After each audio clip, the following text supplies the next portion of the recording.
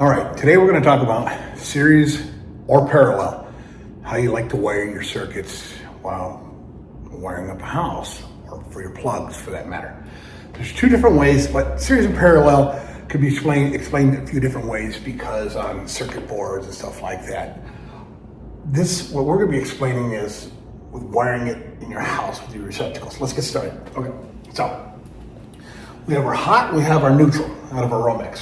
And we've got our plugs. Let's just say there's 20 of them. You don't want to put 20 on a circuit, but oh well. So in series, what we do, we go from our hot wire. This is our Romex. There's our ground. Our ground will always come out and just be ground. They always tie together. So they're always in parallel. I'll get to that in a minute. So we take from our hot, let's say this is our hot side on our left, let's just say, okay? So we're gonna go from our hot, to one side, other side, to this hot to the second plug, jump out, jump to this one, from this one, that one, so forth, so on. Same thing with the neutral, gonna come around, go there, back out, here, back out, here, so forth and so on. Now, the thing with that is, it's fine. It all works just fine, but in essence, each one of these receptacles are now like a wire nut. If one is used more than the others, blow dryer, TV, vacuum, that's your go-to, this one is gonna get more of the load on it. These may never see a load. This is where all the heat's gonna come, let's just say, and this plug goes out. Well, if this is in the middle of 10 plugs, let's say, and half your room's out. Well, what are you gonna have to do to troubleshoot that? You're gonna have to take out every plug,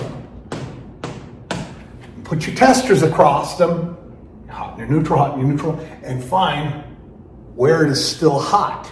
Because you don't know, because this plug could have went up and over from one wall to the other, and you've got other plugs, you're like, this must be feeding it from the panel. We never know. But with series, that's the problem. It's the troubleshooting. When one of the outlets goes out, the rest of that circuit goes out because it's in line. It's daisy chained. We connected the dots in, out, and out. One goes out, so the circuit it might be hot here, but from there and the rest out there, that's where our trouble is. Or, of course, if it goes out and it trips a breaker or what have you, then we don't know where anything is, because every time we turn that breaker on, pop, it blows. So now what do you got to do? Now from anywhere from where that circuit is, all those dead plugs, you got to pull them out, unwire them, turn that breaker on until it's hot. Go across your hot and your neutral, your hot and your neutral, you can go your hot to ground, because the grounds are going to stay together, and it'll still read because it goes back to the panel underneath that ground bar. And then you'll be able to find, okay, here's where it starts. But you still don't know. Okay, so where was the problem? But you pulled the plugs out, now you gotta replace all the plugs. So what a pain in the neck, the time that it takes to troubleshoot. Now, okay, here's parallel. Parallel is more just pigtailing down the wires. Parallel for lack of a better word, but it is parallel. So what do? We take our hot that's coming in, and our hot that's going out, and we wire nut it to a pigtail. So you have 1, 2, 3 wires there. Do like a pigtail, 6, 8 inches. Wire nut all of those together. So your hots, and then your pigtail up to your hot. No need to jump back out of this now, okay? The neutral, we take the neutral, 1, 2, and then up to that neutral. Our hot, boom, neutral, hot, neutral. Now what this does is, if any of these plugs go out, the only thing that's going to go out is that plug, because the circuit itself is all tied together in here. This is like it's called like a trunk line, you'd call it. but all of them tied together. If there's more load on one outlet, just the outlet's going to go out, not that whole circuit. Now, it may trip this whole circuit, and we don't know what this fault happened to this plug or what happened, but if that goes out, it's easier to diagnose and just go after the plug rather than the whole circuit, because you know what's going to be out? It's going to be that plug if the plug itself goes out. I mean, in essence, for troubleshooting's sake, still if the circuit goes out, you're going to be taking out plugs any way you say it. But at least all that load you're going to have the load with series, you're going to have all that load, it's going to be more on the outlets, which are more apt to go out, or if they get bumped with furniture and break and have an issue, you're going to have an issue with the whole circuit. But don't get me wrong, that's very rare. You can tie to the terminals on the sides of those outlets, or you can stab in the back.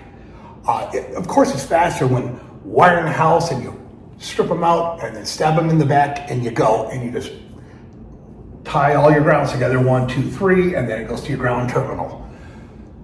It's easier, it's faster, it is what it is. But this is more fail-safe if anything happens to your outlets, just wiring them down in parallel. I tell you, a lot of inspectors like it better that way as well.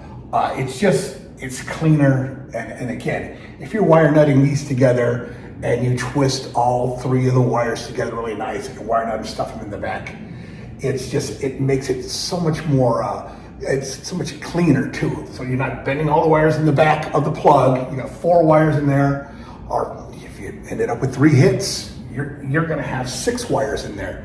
And you got to wrap around terminals and stabbed in the back, and you stuff them in the back. And then when they bend, those wires you have an outlet, they might bend and hit the back of the outlet. Maybe start an arc, a short, something rather. So if you have 2 and then the ground, rather than 6 in the ground and stuff them in the box, it's going to be a lot better for you. So it's up to you. They both work. They're both legal, but series has its downfalls for troubleshooting. Parallel might have its downfalls too, though. If you got a tripping circuit, now you don't know where it is. At least if you got half a circuit still on with series, you can pull it out and like, okay, you have your tester 1, 2, 3. Okay, the 4th one's out, and so it's 5, 6, 7, 8. Okay, this might be my circuit. With parallel, it's just going to be the plug, but if it's enough to trip the circuit, you're going to have issues, because this one, guaranteed, you're going to have to take them all out, because you're not going to be able to tell, because all of those will be out on a parallel circuit. Every one of those outlets. So it's a catch-22 either way, but using these as your wire nuts, the outlets, rather than the actual wire nuts, if there's a load, this is going to be your weakest link where the biggest load is, and if that gets hot and gets cooked and gets fried, you've got a weak link. Here, you know that your only problem is an outlet. So it's not going to affect the rest of the circuit. In essence, sometimes it might, sometimes it won't. Sometimes it will. So there's your difference, series and parallel. So, all right, well, thanks for watching. Catch you on the next one.